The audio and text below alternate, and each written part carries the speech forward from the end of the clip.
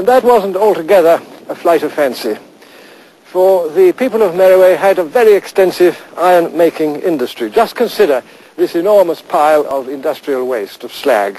It proves that among the major activities of the people of this flourishing city was to smelt iron.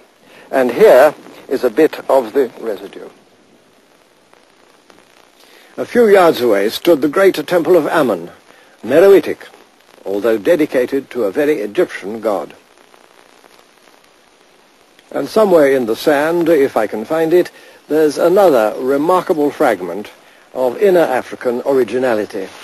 Here it is, a stone inscribed with a fully operative script that was invented for the African language of Merowe in the 3rd or 2nd century BC. 23 signs for letters and a word divider. One of the earliest alphabetical ways of writing invented anywhere in the world, and still a puzzle for modern scholarship.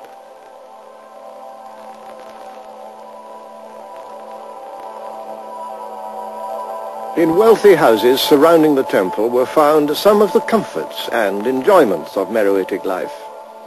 The style of these pots is uniquely Nubian and repeated nowhere else in the Nile Valley.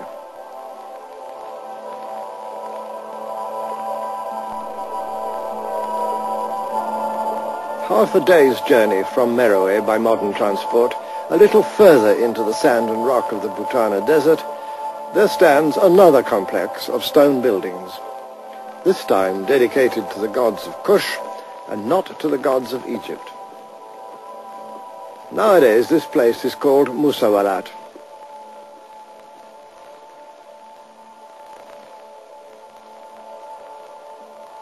Strange hints remain among the ruins, like this old lion in the sand. But what were these buildings for? Perhaps the kings of ancient Kush strolled beneath these colonnades. Historians have offered this or that explanation. My own is that the principal function of this unexampled and powerful building made it unique in the ancient world.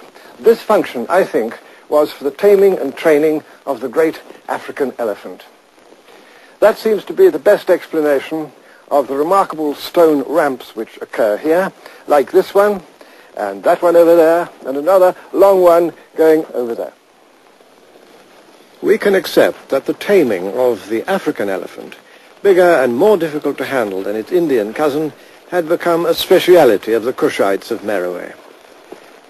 With their skills, they converted this, the greatest of Africa's wild animals, into the military tank of the ancient world. When Hannibal of Carthage invaded Roman Italy across the Alps, he had 38 war elephants in his army. The skills of the elephant trainers of Musawarat may well have contributed to that legendary feat. These temple walls provide a surprising reminder of much greener times with abundant pastures for domestic grazing. All that has vanished. As the desert advanced from the Sahara, the civilization of Merowe disappeared. Today, away from the banks of the Nile, only nomads can survive. This well has never been known to run dry. The scene is exactly as it was when I first came here, some 30 years ago, and I doubt if it's changed very much in 1,000 years.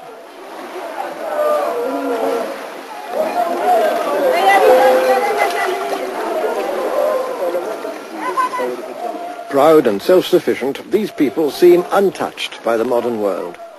It's rare to see a single mass-produced item among their belongings, or anything made of plastic. It's as if they share a determination to rely on nothing but themselves and their animals.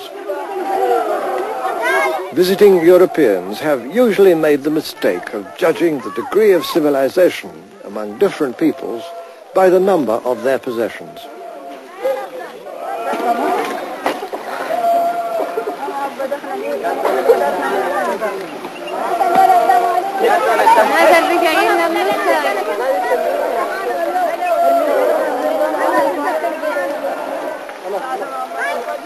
The ancient traditions of these nomads reach back to the very beginnings of history.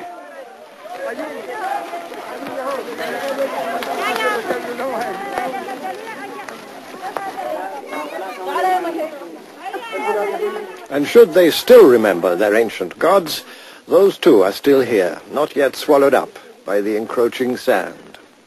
Here at Naga, there's an even more remarkable mixture of local and imported influences.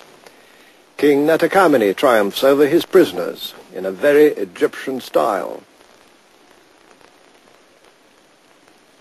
The python, on the other hand, was an inner African religious symbol, regarded in many lands down to this day as a figure of spiritual power.